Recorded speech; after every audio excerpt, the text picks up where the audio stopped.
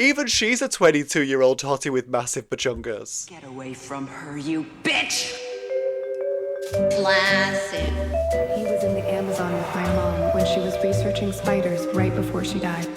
No more hangers! You thought you'd become a prostitute or a drug addict. I used to love doggy chow.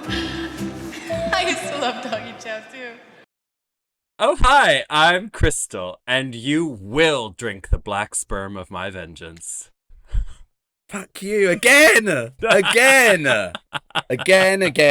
You chose it. It's almost like we Googled quotes for this film and went to the first one. Oh, no, I didn't need to Google that one. Oh, God. When you hear that one the first time, you never forget it. Right, okay, let me... You're a groovy boy. I'd like to strap you on sometime. My name's Baby Lame. Step into my web, said the spider, etc. I'm Sue Gives a Fuck.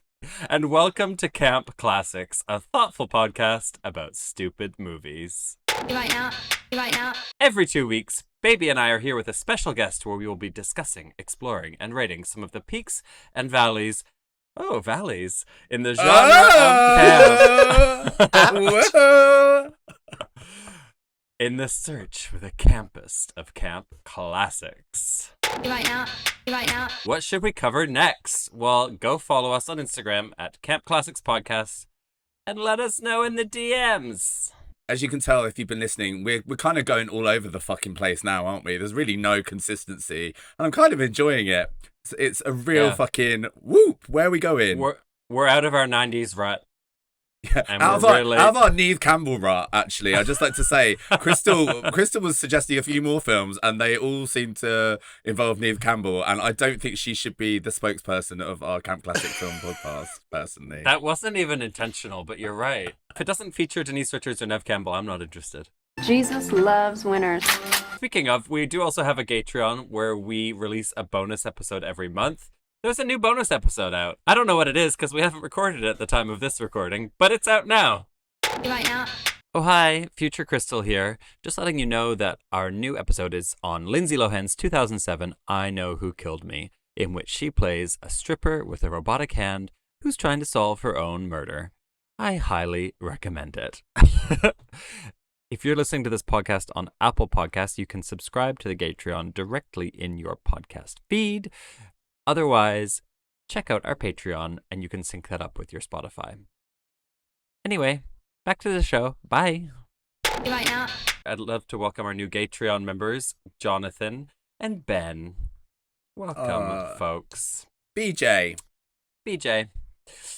So, baby, what makes a camp movie? Well, I was thinking about this, and seeing as we're moving forward into the year 2025, maybe we need to mix up the criteria slightly. So for a camp classic, I think it should be something that dismisses any queer joy, something that has zero legacy, something very intellectual that has zero effect on queer pop culture, and is a huge, massive success. So wait. So the Fast and the Furious franchise. Yeah. Camp classic. Perfect. Yes, in you go. No, it's the reverse of all of those things, you silly billies. We want something that unlocks queer joy, has an ongoing legacy, is stupid, informs queer pop culture, and something anti-mainstream. Period. Sue, can I just ask you something about that? Do you have a titter when people say period in the UK? Because obviously I think in Canada, Northern America, it is the full stop, isn't it? But it just makes me think of period as in like what happens to a woman. Oh no, I only have a titter because it's exclusively 19-year-old white twinks. And it's like, what, babe, how much AAVE do you use in your daily life? Because it's too much, isn't it? Well, I think we should petition to change it to the UK version and just start saying full stop. Period. Yes, I support that. Let's Or, let's be open-minded, leave open possibilities, semicolon. That was actually my name in prison. I bet it was. I don't know what happened to your colon to make that, but I'm so sorry. If there was ever a colon to give a semi, it was yours. Oh!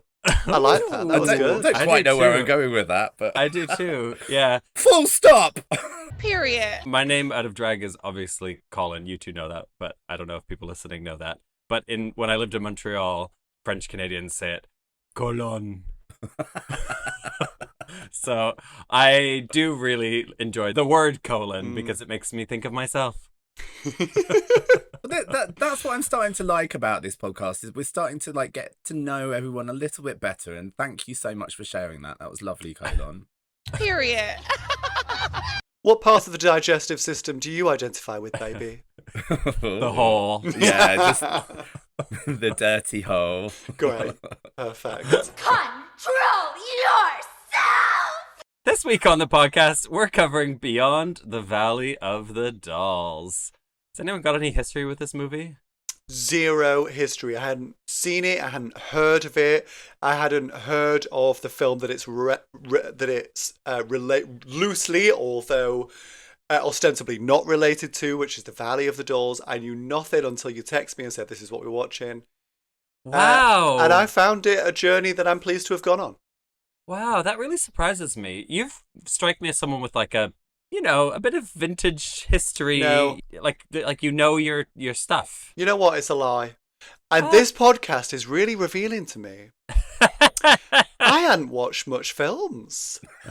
I'm getting an education for free, so thank you. Damn it, is it too late to replace her? No, I think we've got to keep her now. She's here, isn't she? I think every podcast needs one idiot. And I am more than happy to be that idiot. Well, we've got one hat that we pass around, don't we? Yeah, very much so. Yeah, I should say at least one idiot. And we are blessed here. Baby, what about you? Well, I had seen the film once because my boyfriend is a real film buff and loves the director Russ Meyer, and it was all like, if you like it's all of that exploitational kind of films, he's like one of the gods of it. So I have seen it, but I think I saw it when I was drunk, and I think it wasn't quite how I remembered it. Hard film to follow when you're drunk, I would imagine. Well, it's just very visual, isn't it? I wasn't really following it. I was just laughing a lot. I was the same as you, baby. I'd only seen it once, and it was probably 15 years ago. Where were you? What were you doing? I don't know. You having a wank to it? Yeah, probably. Just chafing myself. Well, see, when we've talked about some of these films, they often have started as us as teenagers, and obviously, it was harder to get porn back then. So a lot of them are linked to wanking. Not this one. Although, I mean, there is like a bondage man in a loincloth at one point. So, I mean, I could see a desperate wank for someone. You've really got to, if you're attracted to men, you've really got to snatch your moments in this film. Between hefty bosom after hefty bosom, you will get a male torso, but it'll be on for 3 seconds. I mean, that's just like the rules of feminism. And I hope you like your men headless. Yeah. He will often be headless. Well, let's get into a bit of history of this movie. So, it was released in 1970, as you said, baby, directed by Russ Meyer and written by him and Roger Ebert, which I didn't know until this watching, it's just very bizarre that Roger Ebert wrote this movie. Very odd, and I cannot... Remind people who he is again. Yeah, so Roger Ebert is a prolific film critic who at this point was, I think, fresh out of film school. But he went on to have a huge career as a film critic. And I basically give a quote from him on every movie we've covered on this podcast so far. I often disagree with him, but he's like well respected and someone who knows his stuff. It's just a bizarre merging of worlds. Because I kind of think of him as like maybe not tasteful, but not someone who's like into schlock. Yeah, not particularly. this. Yeah. No, he's the mainstream arbiter of taste, and this is a film, whether you love it or hate it, that has no taste. The limit does not exist. It had a budget of $900,000, and Roger Ebert said in the last couple of decades that it went on to gross over $40 million in its lifetime. It was a success at the time, like at the box office, but it went on to become a much more of a success, basically because it's become a cult classic. It was a real critical failure at the time, and I've got some quotes here. Charles Champlin of the LA Times said the film was a treat for the emotionally retarded, sexually inadequate, and dim-witted. It is a grievously sick melange of hyper-mammalian girls, obvious double entendres, and sadistic violence. Talented, brilliant, incredible. I mean, that sounds great. Well, I identify with all of those adjectives, and it was a treat for me. Yeah. I would take that as a pull quote for a show any day. Oh my God, imagine obvious double entendres and sadistic violence. Sign me up. Yep. Ironically, Roger Ebert's future TV co-host, Gene Siskel, who's like, they were the duo that did movie reviews. At the time, he gave the film 0 out of 4 stars. And he wrote in the Chicago Tribune that the film unfolds with all the humor and excitement of a padded bra. Now, I don't know what that means. Do we hate padded bras? I don't know, but it must have been an awkward little avoided conversation when they started hosting together. You pushed me down the stairs. Of course, the movie has gone on to be reclaimed, and John Waters has called it one of the best movies ever made. So it's kind of got a complicated history, but it was definitely panned at the time. Before we get into the plot, baby, have you got a quiz for us? Of course I have a quiz for you. And it's been a really fucking hard one to shoehorn in some questions about this. What am I going to be asking you? No, but I pulled through. I've done my research. It's time, everybody, for the Camp Classics quiz. You might not. Beyond the Valley of the Dolls has actually been listed as one of the 100 most enjoyably bad movies ever made in the book, The Official Razzie Movie Guide. So it's top 100 officially. But can you name the top 3 actors with the most ever Razzie Awards?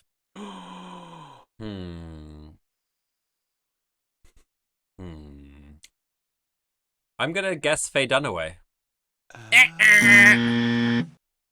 Madonna? Ting! Ah! Where do you think she's placed, Sue? So the top 3, where do you think she's placed? She hasn't done enough movies to be first, but I would guess that she would have had a Razzie Award for each of the ones that she has done. So I'm going to say that she would be third with 3 Razzies. Okay, Crystal. Yeah, I think that sounds right. Well, she's second and she has 9 awards. What a triumph. Wow. Yeah. I'm going to give you some stats now. She's been nominated 15 times at the Razzie Awards and has won 9 awards. It feels reductive. She got her first Razzie Award as the worst actress in 1987 for her role in Shanghai Surprise. Reductive. The following year, she still won the Worst Actress Award for the role in Who's That Girl? Reductive. In 1994, she won the award for Worst Actress in Body of Evidence. Reductive. And in 1996, she won the award for Worst Supporting Actress in 4 Rooms. Reductive. She was also nominated and won the award for Worst Actress of the Century in 2000. Wow. And then she also won the award for Worst Actress in The Next Best Thing. In 2003, she won 2 other awards, Worst Supporting Actress in Die Another Day and Worst Screen Couple in Swept Away. So she has fucking smashed it. Wow. Crossing so many genres as well, like erotic thriller, heist comedy. She's bad at them all. You name it, she sucked at it. Reductive. But Desperately Seeking Susan and Evita survived, so, you know, well done. I'm sure she was nominated for those, but she didn't win those. I guess there's probably a thing where, like, if you're a very high-profile person and you go into a movie, you're, like, putting your neck on the chopping block for a Razzie, aren't you? Yeah, exactly. They want to give you the Razzie. Yeah. But good for her. Yeah, I mean, it's consistency, and that's what we like about Madonna, I think. So, Mhm. so who's number 3 and who's number 1? Is John Travolta in there? Nope, not my top 3. It's gonna be someone fun. Is it someone fun? Define, I don't know. Maybe some people would find this person fun. I think their mum is more fun. Liza? Lindsay Lohan. No, it's not Liza, it's not Lindsay Lohan, but great guesses. I love that. Liza, Lindsay, they are comparable. The gayest pair of utterances. I would, as much as I think Judy and Dina are legendary, I would argue that this mother is more. It's Jackie. Oh my God, Jackie! Oh, Sylvester. Yeah, Jackie. Sylvester Stallone, yes. Oh, okay. Is number one with 10 awards. No. Presumably not for any of the Rockies, though. Oh, I think they were nominated, but to be honest, there's a lot of here. Like Sylvester Stallone, I can't be bothered to even list them. But Rhinestone was his first one in 1984, which I think is that with Dolly Parton. Or I don't know. I'm interested. Suddenly. Rhinestone is either Dolly Parton or Liza Minnelli, where he acts as a taxi driver turned country music singer. I'm gonna guess it's Dolly Parton, right? I mean, that sounds incredible. It's Dolly. We should watch that one. Yes. Wait, the tagline is, "Can she turn this New York cabbie into an overnight sensation?" I'm sold. Yeah, I'm sold. Well, yeah, but he's won 10. He's won a lot on, blah, blah, Rambo 3, all of that. Which leaves number 3 on the list. Who is it? Are you allowed to give us a gender? I love that we were supposed to guess Sylvester Stallone from his mother. Yeah, Jackie. Well, I don't know anything about him. I love number 3, though. Oh, my God, I love her. I live for her. I really do. She is, like, a big thing for me. So this is the one that's not known as a movie star, remember? No, she's definitely not known for her acting career at all. Paris Hilton. Yeah! No! Oh, really? Is it? Paris Hilton received her first Razzie Award in Wait, let me guess. Wait, give me the year. 2006, and it was House of Wax. worst supporting actress. I just feel like we just need to now just do all of the films that she was nominated for in this podcast. But yeah, so she won. The first one she won was worst supporting actress for House of Wax. Loves it. At the 29th Golden Raspberry Award, she received 3 awards. Worst actress. Any ideas? Wait, what year? 2008. I've never heard of this film, but she was the main actress in it. The Hottie and the Naughty. Loves it. Stunning. But she also won Worst Supporting Actress that year. God, she has had a lot of movies. What was that film called? I mean, you won't know it, will you? I've never heard of this one either. No, I don't know. Repo, the Genetic Opera. Oh, I have heard of that. Genetic Opera. Yeah, I didn't know that one. And she also won Worst Screen Couple for The Hottie and the Naughty that year. And then, this is so nice, though, giving her flowers where they're due. In the year 2010, she received the Razzie Award for the Worst Actress of the Decade. Loves it. That's hot. Slimming. Loves it. Hot. Loves Oh, it. yeah. Well done, Paris. Yes, Yeah. breaking down barriers again. Love it for her. More than one award per film. That's impressive. Okay, question number 2 now in the longest quiz ever. As Crystal mentioned, the first and last screenplay written by the notorious film critic Robert Ebert. Is it Robert or Roger? I don't even know what it's Roger. Roger, I believe. Nah, whatever. But what camp classic, although we haven't actually called it a camp classic yet, but I'm going to go ahead and call it a camp classic, did he famously give a thumbs down rating to, which was worse than no stars? Camp classic. So, I mean, your shock at the thumbs down suggests to me that it's actually a good film. It's not one of the camp classics that's a mistake. I think it's pretty. I think it's a pretty important film. Yeah. Batman Returns. It's kind of ironic that he hated this person's film so much when this person. Is it a John Waters movie? Yes. Pink Flamingos. Pink Flamingos. Yeah, he said it was absolutely terrible and it should not even be considered as a film, but as a fact or perhaps as an object. I don't know what that means, but apparently that was a real diss, so fuck you, John Waters. But yeah, he gave it worse than 0 stars, which is really fucking hilarious considering the quality of this movie, I think. Yeah, and also how directly referential all of John Waters' movies are to this. Well, there we go. Wow. Well, that's the end of the quiz. Congratulations, Sue. You have 37 points. But coming up the rear with 32, it's Crystal. I'm sorry, Crystal, but Sue's the winner today. Woo! Yay! You know, it's not my first time today coming up the rear. But it is my first time winning, so thank you. I love that. Okay, well, let's get into the plot. So, you're probably wondering if you're listening to this, what the fuck is this movie about?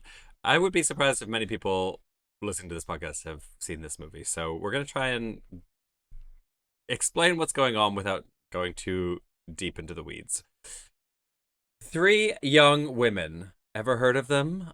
Kelly, Casey, and Pet perform in a rock band called the Kelly Affair, managed by Harris, who is Kelly's boyfriend. They go to LA to find Kelly's estranged aunt and trying to make their fame and fortune as rock and roll singers. I mean, to be started as a band, they're pretty fucking fab, I think. Yeah. Don't you think? I'd listen to the Kelly Affair. The vocals are actually astonishing. Yeah, not theirs, presumably. No, not that. Well, do you know the vocalist was? I can tell you this because I found a fact. She's called Lynn Carey, no relation, and she was actually supposed to be in the house at a party with the guy she was dating with Sharon Tate when Sharon Tate was murdered a year before this film was released. Oh, shit. And which is very much like a reference that this film makes quite a lot. So, like, quite a dark sort of vibe for such a light, silly film. Yeah, wild. So Sharon Tate was in Valley of the Dolls and was murdered, I think, like, as the script was being written, and that murder is kind of incorporated into the script of this movie. I didn't notice that she was in the film that isn't the predecessor, but it is. Fuck, that's dark. Okay, wow. Yeah. She was. And I watched that predecessor film today Did you? against your express instructions, and I can confirm that it does not merit. Certainly, if what you want to watch is Beyond the Valley of the Dolls, you do not want to watch the Valley of the Dolls, and you shouldn't have to. Good to know. Thanks. Yeah, apparently, I mean, it says at the beginning, doesn't it? This film is not in any way a sequel, and that's because they were sued by the writer of... Susan. Yeah, Susan. Yeah, don't fuck with Susan. Susan, who wrote the book Valley of the Dolls and was pissed off that Russ Meyer, who's like a pornographic director, was directing the sequel. But did you know as well, she actually wrote a sequel to it and submitted it to the film studios, but they didn't. They basically said it wasn't good enough. So it wasn't even like she was trying to do it, yeah. And then as part of her settlement, she forced them to clarify this is not a sequel to Valley and the Dolls in all advertising. So that's what she did. And something that I didn't realise is Valley of the Dolls, the novel, is actually like one of the biggest selling novels of all time. Wow. It was like, the vibe I'm getting is it seems to be sort of the 50 Shades of Grey of its time, like very, very mild titillation for mums. And so, like, the film Valley of the Dolls has some mild titillation for mums. And so a couple of seedy men, Russ Myers and Roger Ebert, have come in and said, well, we'll do titillation, but we'll do the kind that we like. And that's not what the mums wanted. Right. That makes sense. I also love that the film studio was like, no, your treatment for a second movie sucks. We're going with this. And also the free reign they were given to just like go for it, because we'll get to it, but apparently the ending was only decided on the day of shooting. Which you know, you think would be quite an integral part of the plot. We'll get to there, listener. Go on, Crystal, carry on. Where were you? So Susan, the auntie, introduces the Kelly Affair to a flamboyant, well-connected rock producer called Ronnie Z-Man Barzell, who coaxes them into an impromptu performance as one of his outrageous parties. This is where we get the amazing line, "This is my happening and it freaks me out," which is apparently one of the most famous lines from this movie. It's a very, again, one of many, many weird lines throughout. The band is so well received that Z-Man becomes their Svengali manager and changes their name to the Carrie Nations, which kicks off a long-simmering feud with the former manager, Harris. Kelly drifts away from Harris and starts dating Lance Rock, who is a high-priced gigolo and who has designs on her inheritance. After losing Kelly, Harris is meanwhile seduced by the sexually aggressive porn star Ashley St. Ives, who No notes for her. Wow. What a Oh woman. my fucking God. Oh, Just there's more. We need to go into her into far more detail, but Yeah. but like from her first line to her last appearance, she is just chewing up the scenery. she's on fucking fire, and that Yeah. fucking smile she's got as well, all the way through, like big, weird, teethy smile. She's loving it. she And, like, and she knew exactly what was required. She read that script and saw that there is not a single sentence that makes any sense, and she was like, "Okay, we are dialing this No up problem. to 1,000." Yeah. And I don't know if this is just like me projecting because I want to like be obsessed with her, but like obviously there's so much about this film that is like cringy, male gazy, exploitation-y, vommy, disgusting. But yeah, every time I see her just being sexual, I'm just like, it feels like a liberation I'm watching on screen. It doesn't feel like anyone's forcing her to do it at all. It feels like she is fucking in charge and owning it, and I'm here for that. Whether or not that was the case, but It's like when someone like Lady Gaga does sexy. It's just so too much that it's like, this could not be anymore in the male gaze, surely. Do men want this sort of gurning over the top, you just screaming the word Bentley over and over? Maybe that's my what they God. want. But yeah, like she digests one man after another and then spits them out and moves on to the next one. And she does it with venom. She's like, fuck you, I don't give a shit. I'm going to get more. And it's just like, yeah, you are. That's how I want to live my life moving forward now. That's that with that mentality. I guess, like, the thing that is, it's sort of too much of a parody of male gaze to really be male gaze, but it's like, she definitely makes no sense whatsoever. She's like a porn star, a regulation hottie with the most fabulous, bubbly, big, bouncy fake boobs, and, like, you know, is also famous and a socialite.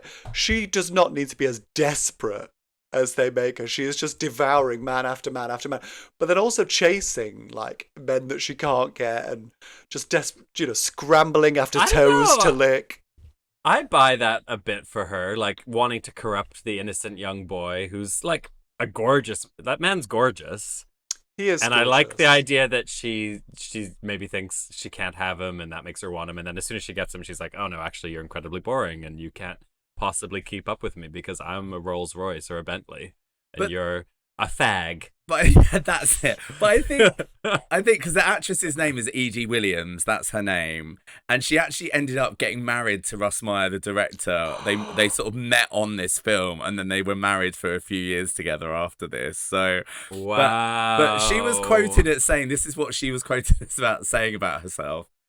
I just look in the mirror and I say, God, it's really fantastic. The Lord really gave me something. So why on earth should I cover any of it up? Wow. Yes, he did.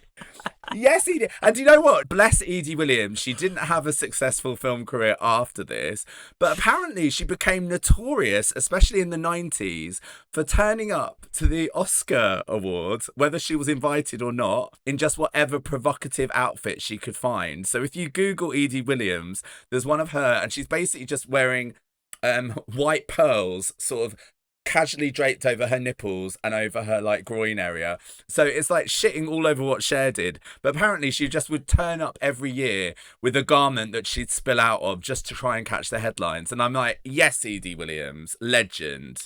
Oh my God, that Oscar dress is it? Sensational. And that was 20 years later as well. Yeah, this is 1986. Yeah, she's the Liz Hurley blueprint. What a legend. Yeah, do you know what? You can't buy that kind of star power in my book. So she says, God gave me... So is she suggesting that God gave her those 2 bowling balls? I don't think breast implants really existed in 1970. Wow. I think it's a good bra. Wow, okay. And Russ Meyer was obsessed with huge tits, so he just basically like would cast you if you had big boobs. Yeah, that seems to have been the criteria for this one. Yeah. That's why half the cast are former Playboy stars. Yeah, and even you mentioned Aunt Susan. So she goes and she's going to inherit from this wealthy, old, widowed relative. And this lady who could have just been this, like, wizened, kindly grandmother. Even she's a 22-year-old totty with massive bajungas. Breasts, Mama. They're called breasts. Bajungas. Wow, I love it. That came right out. I think that might have been a portmanteau of several different words for boobs. No one's ever going to wonder what you mean by bajungas. No. Okay.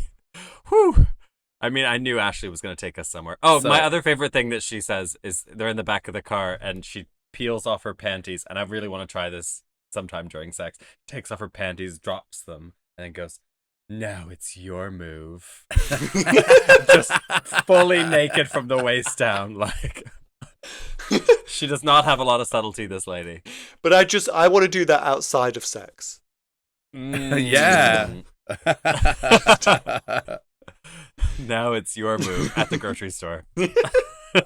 Okay, so Ashley gets bored of Harris's conventional nature and his waning libido due to his increase in drugs and alcohol. Harris's further descent into drug and alcohol use leads to a fistfight with Lance the Gigolo and to him raping Casey, which results in pregnancy. I absolutely missed that bit. Did you? They seem to be chatting.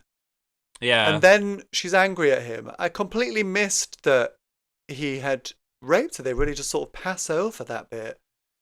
And then she's like... Well, it's kind of... I guess you don't see it, so there's a bit of ambiguity about whether or not... Right. I'm pretty sure she's raped. I'm pretty sure she's raped. For the avoidance of error, I am not casting aspersions. I am not doubting. I'm not saying, well... Was it? One woman's rape is another man's good time. No, I'm not. He was drunk. Is that rape? Well, the way the rest of the cast treat him, apparently all of those things are completely fine. He's absolutely, if anything, he's brought into the social group rather than pushed away, isn't he? Well, you're right. And the moral of the story is he is the saint, really. He's the sort of the victim of it all. The poor man hit rock bottom. He raped a woman. God's sake. Now it's time for him to recover. Oh, but I mean, quite possibly that is maybe where the morals of this film is. It's not nice. Anyway. I must have been not paying attention. Please. Well, no, I would say it's narratively not handled well. So it is a kind of blink and you miss it rape. Oh my God. I mean, there's so much in this film that kind of everything is blink and you miss it. Everything, like whole storylines are blink and you miss it. Except for other storylines which get like far too much story time. It's very weird. Pacing. But like so many stories, they're like, like this, trying to get the inheritance. She's going to go and find Aunt Susan and she's going to get the inheritance. It seems to be the crux of the movie for about 7 minutes. And then you never hear of it again. I don't know whether she got the money or not. I saw someone review this film and they were basically like, you just need to pick and choose the bits you want to focus on. Yeah. Pick and choose the stories you're interested in because it's so fucking hard to follow where, why, who, how. You know what it's like? Yeah. It's like going seeing a Punch Drunk play. It's like immersive theatre and you come out blaming yourself because it's like, I just focused on the wrong bits. That's what it is. So you have to, if you're going to watch this, make the right choices. So where are we? Oh yeah, so Casey has been raped by Harris and she is distraught. She enters into a lesbian affair with fashion designer Roxanne, who pressures her to have an abortion. Meanwhile, Pet has a seemingly enchanted romance with law student Emerson. Their fairy tale romance frays when Pet sleeps with Randy Black, a violent prizefighter who beats up Emerson and tries to run him down with a car. All of this is going on while the Carrie Nations release several records and have increasing success. Upset at being pushed to the sidelines, Harris attempts suicide by leaping from the rafters of a soundstage during a television appearance by the band. That's so funny because I literally didn't get that bit. So it's just reinforcing what Sue's saying about like not. I don't remember that bit. You don't remember? You don't remember him jumping to his death? No, I don't actually. I mean, that's Oh my god! that's quite a pivotal moment. Yeah, it's quite a pivotal, especially because they put the sound effect of a plane falling to Earth when he does it. Oh, that's so funny. I zoned out Is of it that a- bit. is it a plane I falling to honestly Earth? don't remember that. That's hilarious. It's something like that. It's like the sound of like a missile falling. That is so funny and stupid. It's so stupid. I must say, the soundtrack, the score of this film is astonishing, both in terms of that the juxtaposition of absolutely batshitly different things, but also just the scale of it. I was like, I don't know who did it, but for this stupid a film, it's monumental. Like the rock music that is like, the Carrie Nations, their music is actually incredible. And then Yeah, the it's rest good. of it, you've got like, whole symphonies constructed, but then you've got bits. So it opens with a bit of Deutschland über alles, which is an interesting choice. It's got bits of like Fantasia, and then it's got I'm jumping the gun here now, but it's got at sort of the crucial, the high point of the film, the climax, where there is a murder. It plays over that the Fox theme tune. The Fox, what's that? Oh yeah, it does. It does. Sorry. Yeah. As someone's it getting does. beheaded. Yeah, it does.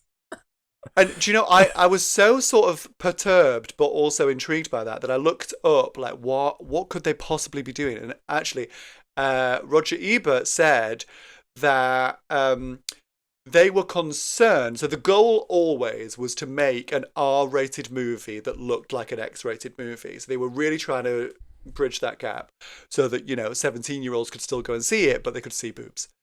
And they thought a beheading bit much. But a beheading with a silly do over the top of it, maybe R-rated, didn't work. Wow.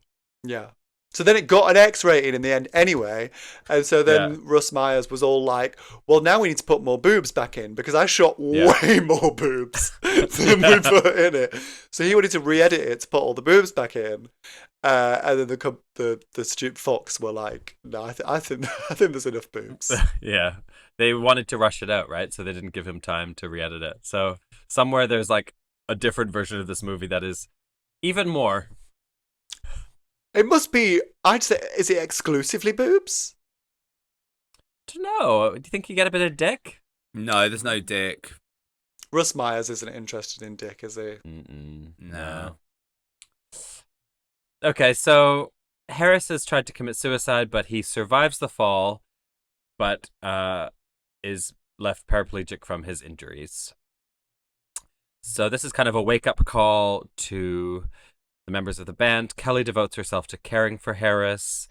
Pet and Emerson reconcile, and Casey and Roxanne, who are in a lesbian relationship, kind of build this tender romance.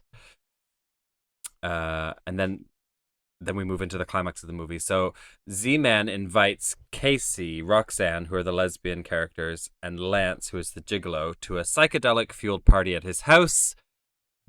Z-Man tries to seduce Lance, who spurns him, and Z-Man reveals that he has breasts, and I'm saying this is not cisgender. Wikipedia says is a woman in drag, but that isn't how I see it. I don't know. We'll get on to that. Unclear. Very unclear. Yeah. Unclear as to why as well. Yeah. Then Z-Man goes on a murderous rampage, and everyone's in a costume at this point, so Z-Man's kind of like calling himself Superwoman, but is dressed kind of like a king. I don't know. There's a person dressed as a Nazi for some reason. There is, I wrote down, there's a jungle man, a Batman, a Robin, a Supergirl, a Hitler, and a medieval knight. Yeah. I'd get murderous too. So Z-Man decapitates Lance with a sword. He stabs his servant Otto to death, and he shoots Roxanne and Casey in the head. It's a pretty intense scene. It really changes gears. It's a bit much, really, if anything, isn't it? I think it was weird because I'm sure lots of people have very different opinions about the Z-Man situation, which obviously we're going to talk about. I'm sure it's like problematic to like the fact he's got rage and murderous tendencies. I'm sure that's problematic in itself. But I kind of just went with it. And if anything, I was like, go on, Z-Man, fucking kill them all. That's where I was with it. So I actually quite liked his killing spree.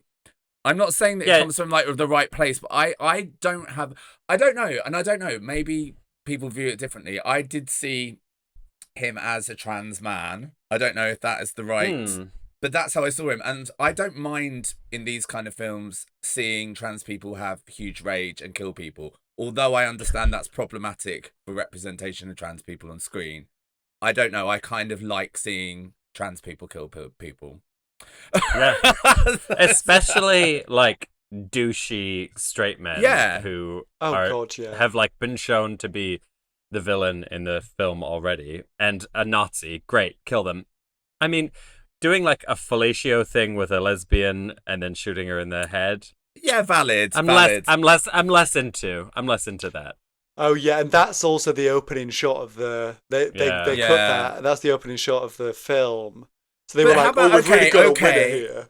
Okay, I admit. Okay, sure, that's not right. That's problematic. We don't support that.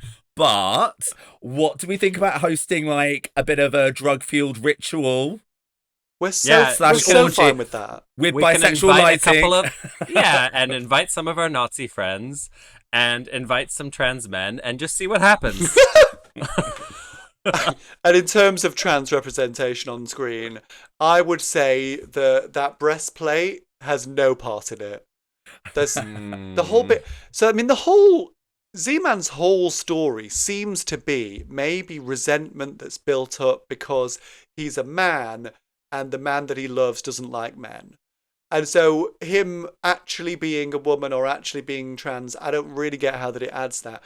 But certainly there's this close-up shot of this breastplate that it's such a close-up shot that I'm like, is the actor actually not wearing it? Like, it just looks like it's just a shot of a breastplate maybe on a shelf.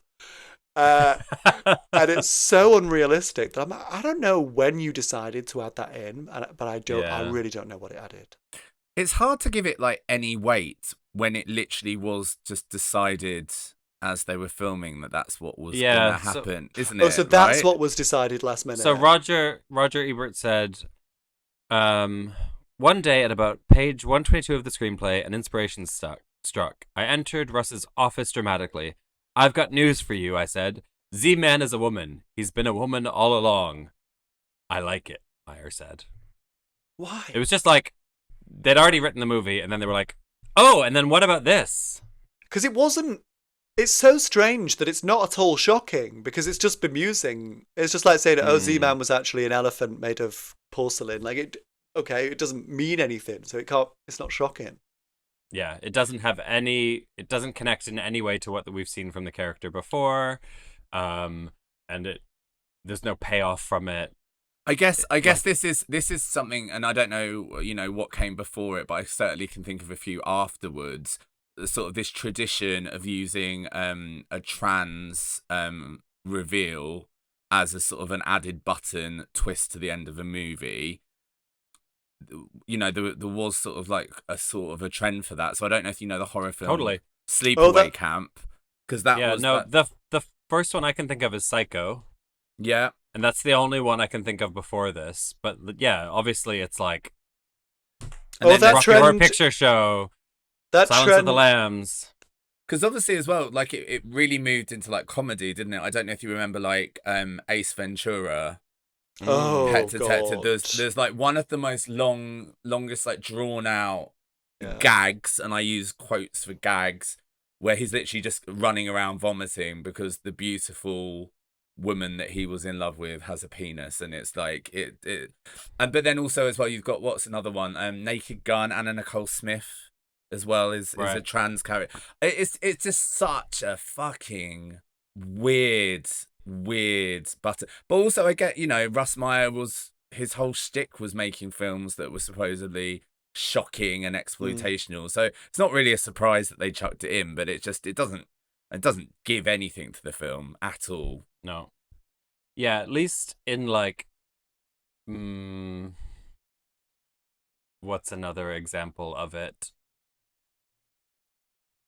Well, in Rocky Horror Picture Show it's kind of celebratory, but usually when it's done it's like, this is the reason they are a monster. Yeah. But it doesn't even have that in this. It's almost in a way kind of less offensive for that reason, because it's just kind of, where is it? Also, Where is this it in Rocky character Horror? well, Frankenfurter is like a trans-coded character. Oh yeah, but it's not like a reveal, is it? It's like No. it's just no, fine, No, okay, but yeah. they're a murderous trans character. Yeah. But you're right. Yeah, they've but so clearly explained why he's murderous, and it's because he's gay. So Yeah. we've got the moralistic deviance going on there. But then he's trans. Curveball. Okay, well, so if being gay caused you to be a murderer, then he's presumably trans, and that has caused maybe nothing. Yeah. And certainly not any shame, because he spends the rest of the movie with his tits out, running around, swinging his sword. Anyway, where are we in the plot? Oh God. He's got some wonderful lines, though, I will say.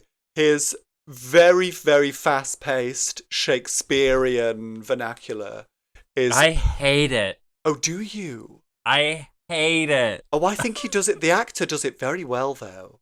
Yeah, well, apparently he's like Shakespearean trained actor, and he was very embarrassed to be in this movie. I mean, I could see why. Very beautiful man. Very beautiful man. Yeah, that's the one thing about this movie that I like really find grating, is that man's prose. I kind of thought that it went with the absolutely batshit script. Sure.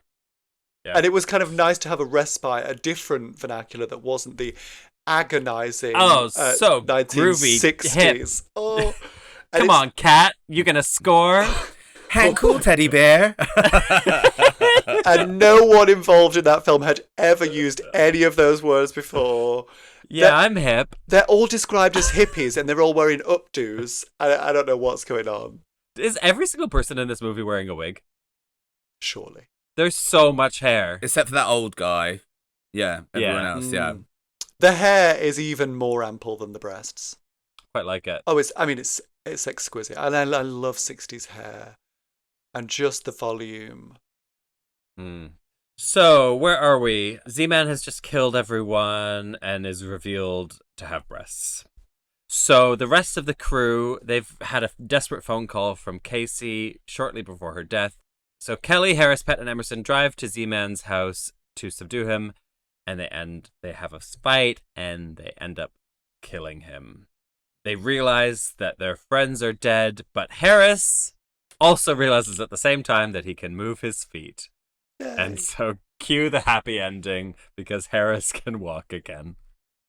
Everybody gets married, and Harris and Kelly run off slow motion through a field. And then we have that weird fucking catch up where we all the life lessons that we've learned from everything as well. Fuck what me. Is that? And that's voiced by Russ Myers himself. Is it? Yeah, and it's so insane. It just goes one by one through the characters, talking about each of their moral failings and how the moral of the story is that they should have just been nice and not had any drugs or sex. Mm-hmm. And then the script here is the voiceover going, an act of death has caused another life to be born. And then that's when his legs work. It's like, fucking hell. Jesus Christ. What's an act of death as well? But it's just the act of someone dying has caused another life to be born. I mean, is that how it works? I didn't think it worked like that, but sure, go off. There you go. Well, whatever it takes to get a straight man to have his happy ending. Yeah, thank God everything turned out all right for him, because I was really rooting for him all the way through. What a great guy. You're right. He is sort of he ends up being the heart of the film, really, doesn't he? And it's like, you just couldn't give less of a shit about him. And insofar as you give a shit about him, you dislike him, really, don't you? Because he's just a petulant little man-child who, I mean, I didn't actually notice, but he has raped someone. So, I mean, even his suicide attempt is very self-centered. He does it when they get their first TV break.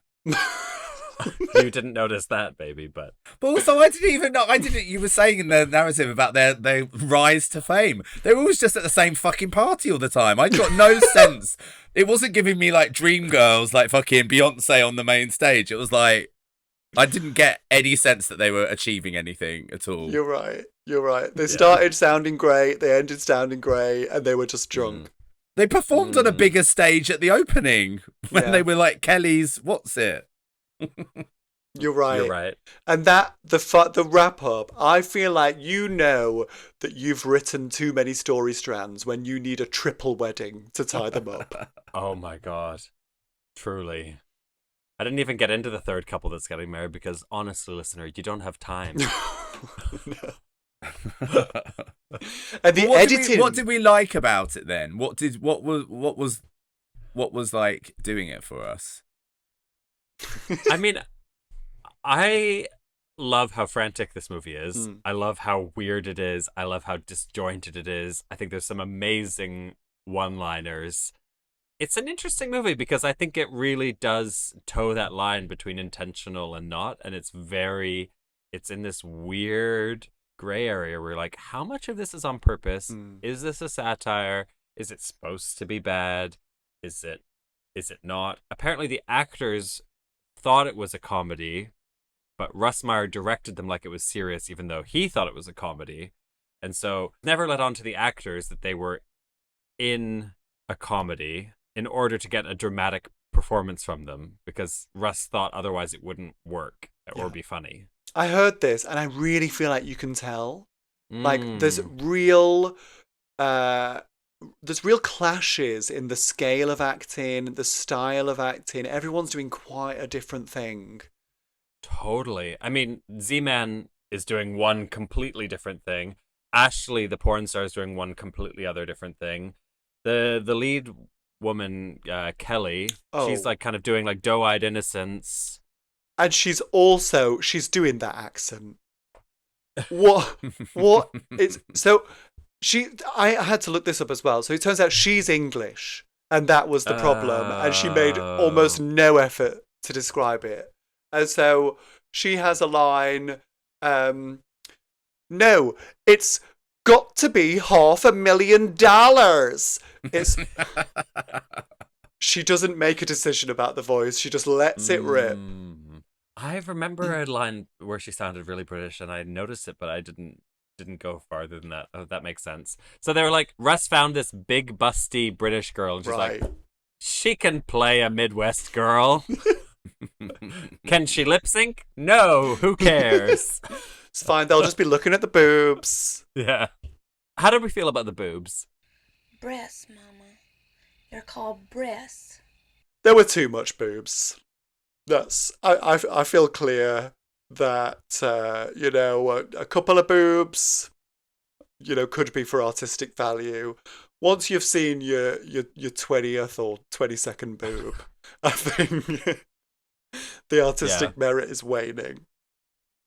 Yeah, I didn't notice them hugely. I think I made a very early decision when watching this film again that I was gonna go. My mindset with taking it in was, it's this, the 70s, it's drug fueled, it's avant-garde, and I'm just gonna ride that out. So I'm kind of like, with the, the way that editing is just super choppy as well, and how it like does, you barely finish a line and it goes to a different scene. I was like, do you know what? This is a chance to break down all of those rules that we've learned through filmmaking through the last 50 years before this, and I'm just going to embrace this in this newfangled kind of cool happening teddy bear kind of way. You get me? I basically just wish I had like a tab of acid to watch with it, because I was I think the thing I liked with this was like, obviously I wasn't around in the 70s, but I was like, fuck me, I bet it was fun going to those kind of parties. And that's what I Do you was think trying. they existed? Yeah, 100%. I don't think people were as prudish as they were now. It was about free love, everyone fucking. I do think that there were like wild parties in Hollywood and stuff. There maybe weren't as many tits shoved in your face, but I don't know. I like the idea of this era where it was all just a bit more like, oh, let's just get wasted and all have sex in kind of like a cool, groovy space. You're basically wishing consent hadn't been invented. Who's that? Remember, I let's go back to that did. golden age before we knew. I absolutely did not say that.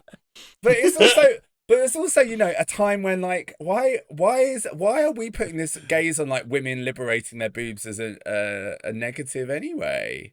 Yeah, that's I quite agree. problematic, isn't it? Don't we? I think? don't know how liberated these boobs were. Well, so I was feeling the same way as you, Sue, that like it was a bit too booby and it was a bit too male gazy and it was a bit too exploitative. And so I listened to a couple podcasts from people who love this movie, and I was listening to Animatronic talk about it with Peaches Christ. Oh wow. And she's obsessed with this movie. And she talks about how like the Russ Meyer woman is always the one in charge. And okay, yes, it is a bit exploitative, and it is because he found it hot and he is a horny pervert. But like, these women are the ones driving the narrative. They're the ones in control.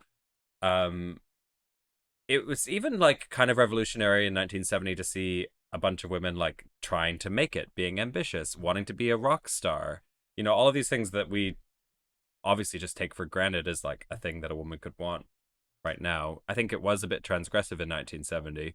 So there's almost there is like quite a feminist, I think, reading of this movie while it exists within very much of like an exploitative framework, which I enjoyed thinking about.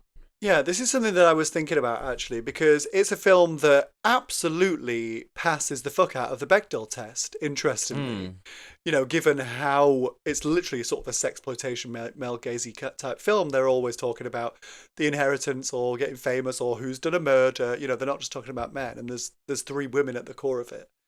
And I was comparing it in my head to The Valley of the Dolls, which is a much more traditional story of sort of rags to riches, the price of fame type of thing.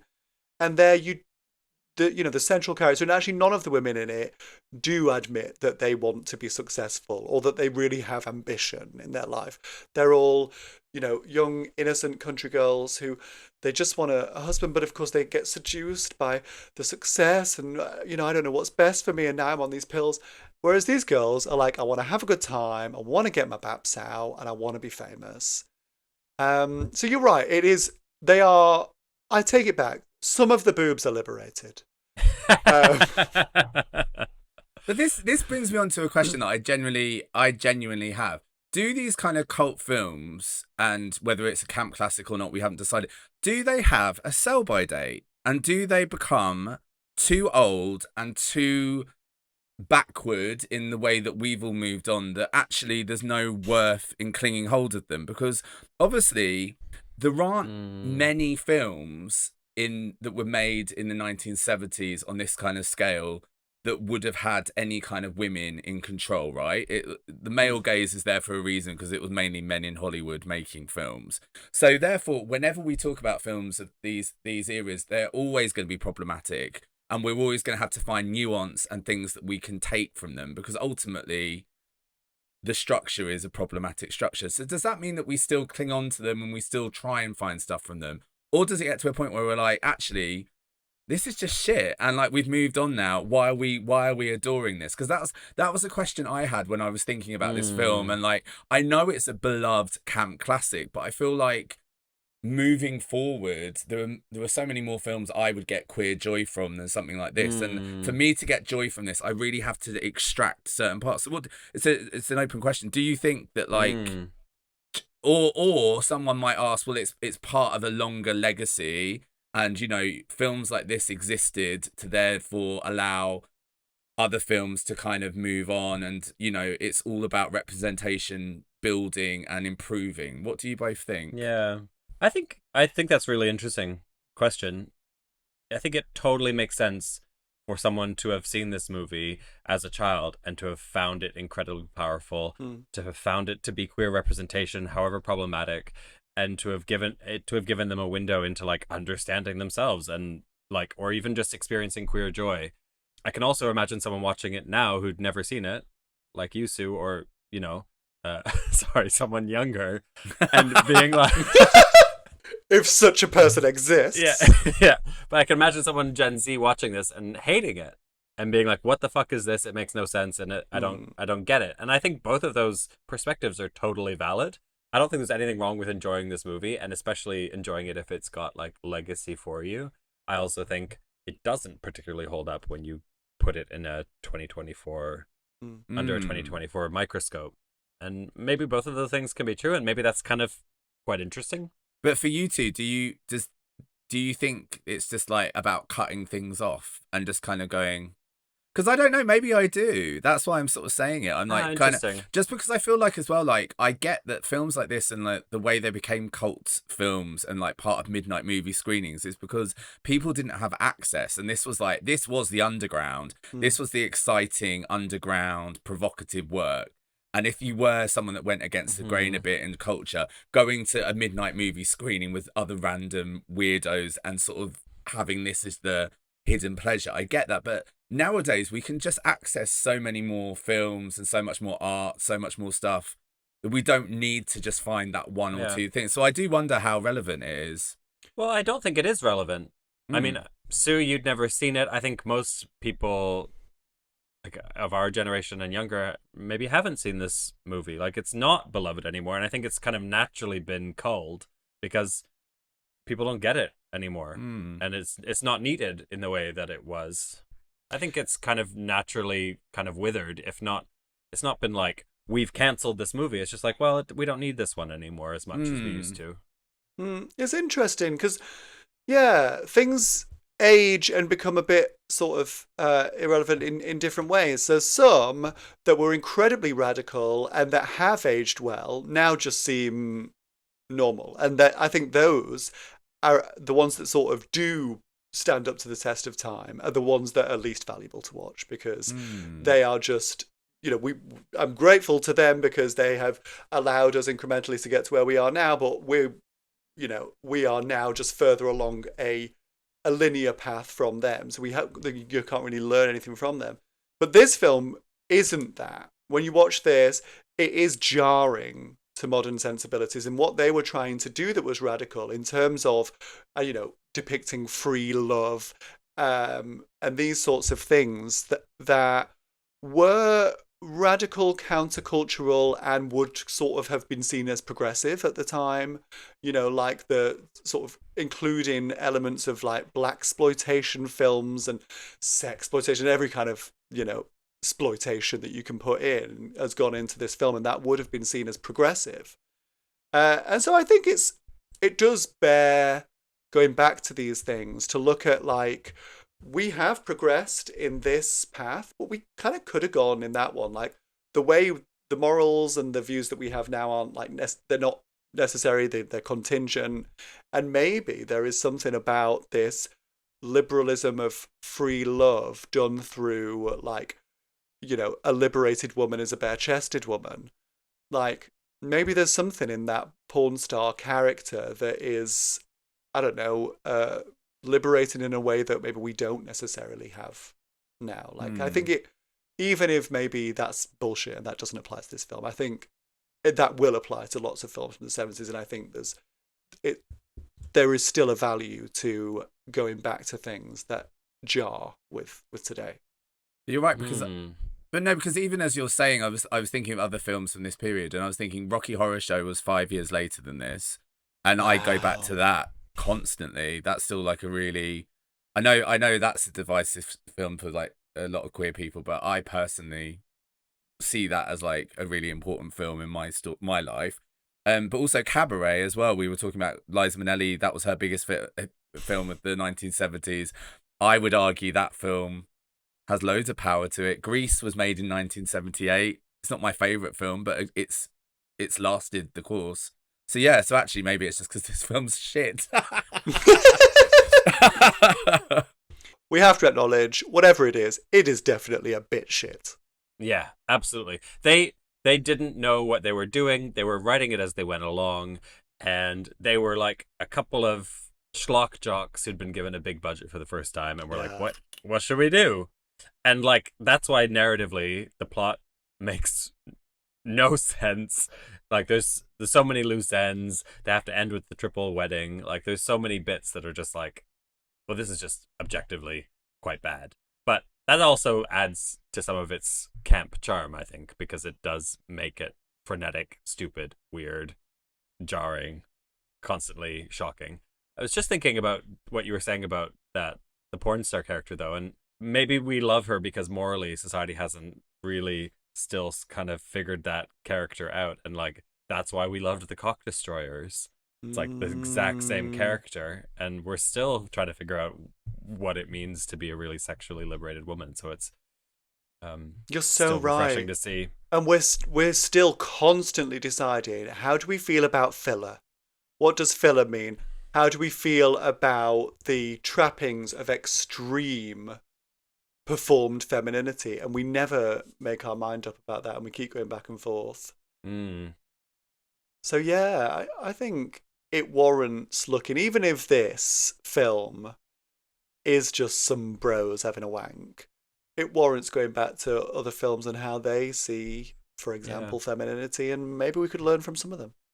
But it's also, I think it is still somehow more than just two bros having a wank. Like, even though they didn't make a great movie, there's something, I don't know, there's something almost sensitive about Russ Meyer, the way he does this. Like, obviously he's a perv who likes big boobs, but he also just like, I think that the lesbian relationship, for example, is just totally normalized in this movie. It's not moralized. It's just two women who have a lesbian relationship, and that's just kind of presented like as a matter of fact. And the moralizing the moral of the story narrative at the end, they say that the lesbian relationship, they say this relationship wasn't evil, but evil came of it. Yeah. It's like, okay. But isn't that a bit of a diss as well, though? Saying that, it's like, but you know, you put that in the context of 1970, and like, you know, it's quite a progressive take in a way. Yeah. Oh, I don't know. I found the older lesbian a bit predatory as well, in a slightly porny way. I wasn't buying that as like a gorgeous relationship. I found her a bit of a prowling kind of pervy I think so. lesbian. I mean, from scene to scene, I felt like I wasn't quite sure which I was supposed to be. Like the first time she's introduced, I'm like, oh, you're an evil, predatory lesbian, and then later I was like, oh no, you're a nurturing, caring, loving woman. But then it is funny because it's like we are like analyzing all of these characters, and it's like they didn't analyze them when they were making them. It's kind of pointless, isn't it, for us to kind of try and put weight to these characters because they weren't considered with any weight at all.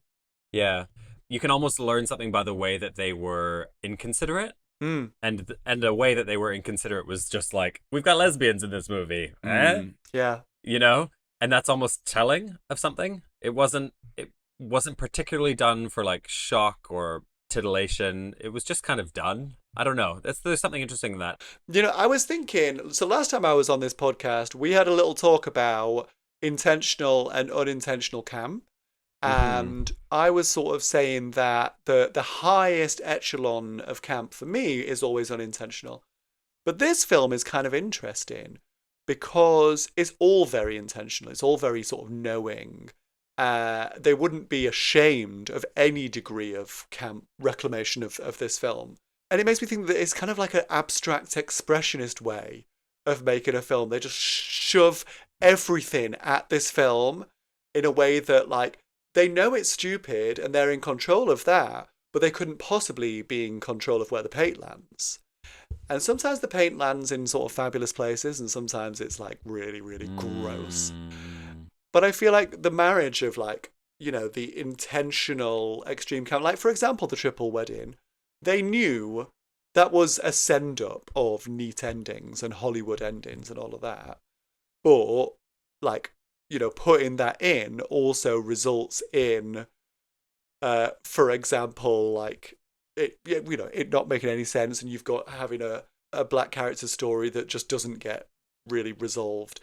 And then having the last line of the film before the moral narration comes in is just, what's the name of the guy who is like Susan's lawyer / possibly boyfriend who wants to embezzle the money?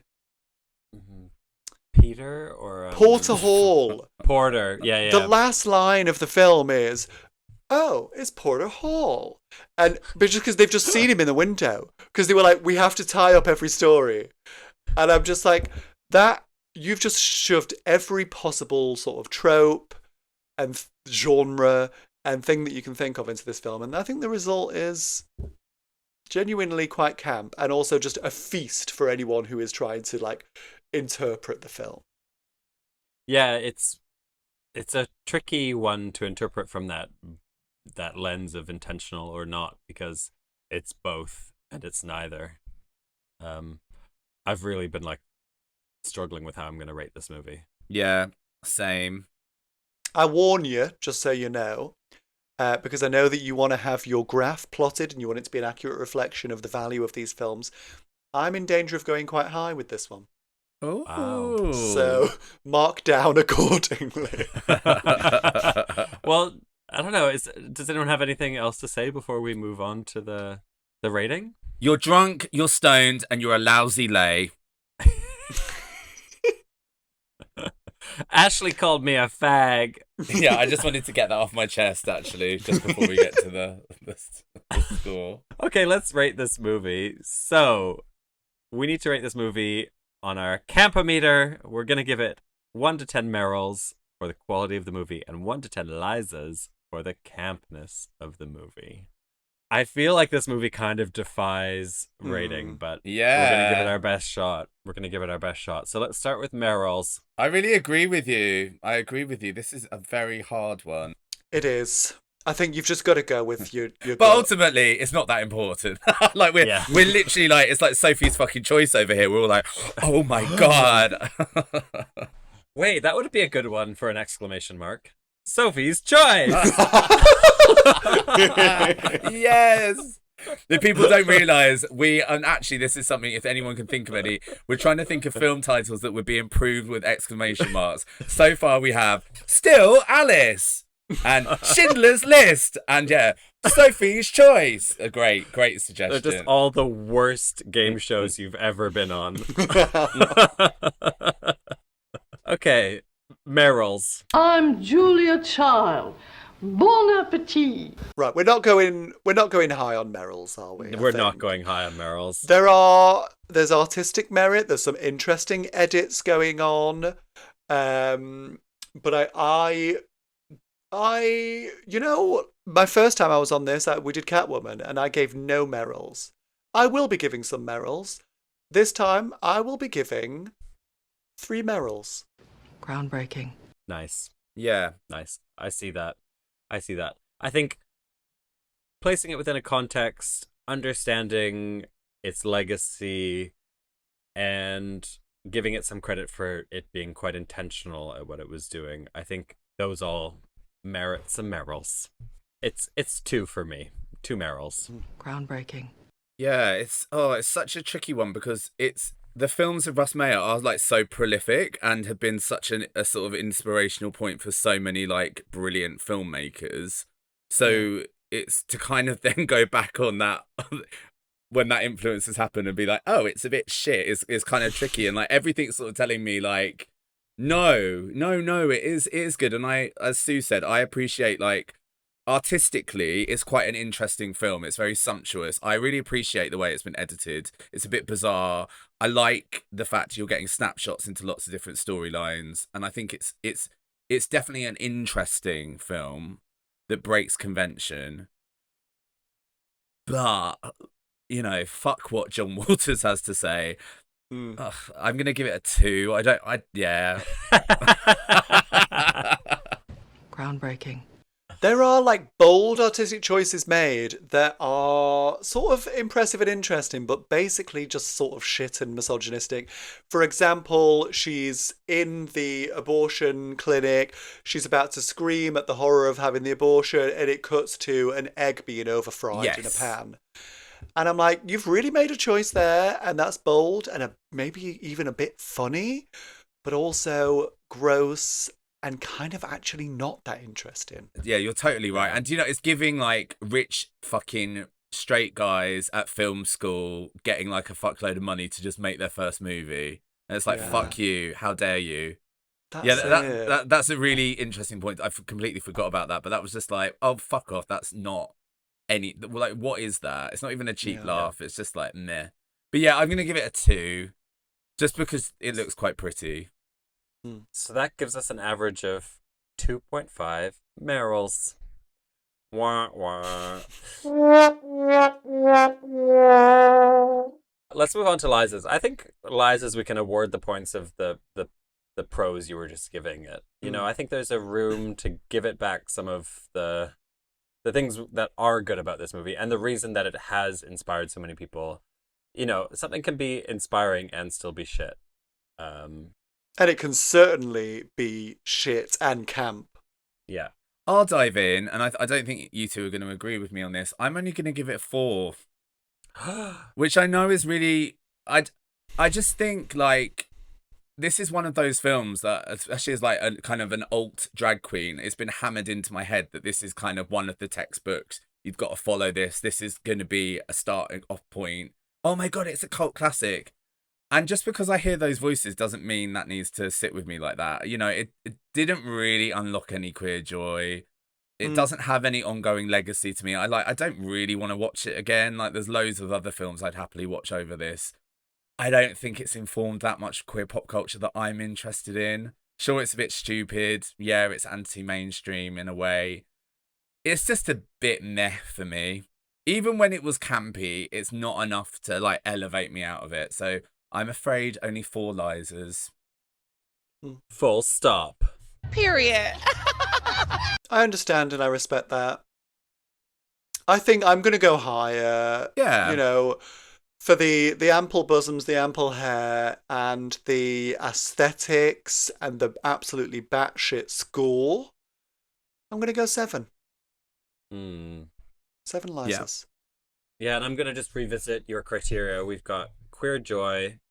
Yeah, it's got some stupid fun. Yeah, it's got some underdog flop, definitely. It definitely has informed pop culture. I think John Waters owes a pretty big debt to a movie like this, so I think it's definitely informed things. But at the same time, it is missing something a bit for me. And I feel a bit like you, baby, that it's like just because someone tells me this is a camp classic masterpiece doesn't necessarily mean I felt it watching it again. So all that said, I think I'm coming down at a 7 as well. We're all very reasonable. Yeah. So what does that give us? I think that gives us... So that gives us an average Liza's of 6. Yeah, which is, you know, for a film that's like over 50 years old, you know, well done. Yeah. Yeah. And made by a couple of straight douchebag men, you know, well done for crossing over to the queer side. Congratulations. Yes. Yeah, this is it. Straight men do not make the campus things, so... Well, there we have it. I don't know if that certifies this movie as a camp classic or not, but it's done all right. Thank you for joining us for another episode of Camp Classics. Sue, always a treat to have you. Thank you so much. Always a treat to be had. Go give Sue a follow at Sue Gives a Fuck. Thank you very much. And, baby, you know.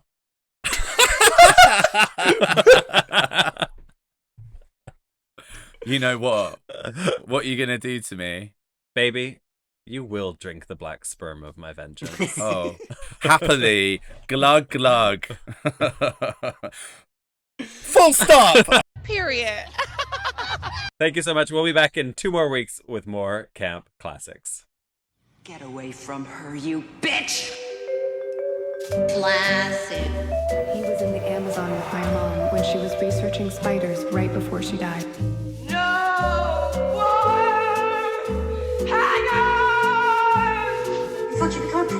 a drug addict. I used to love doggy chow. I used to love doggy chow too.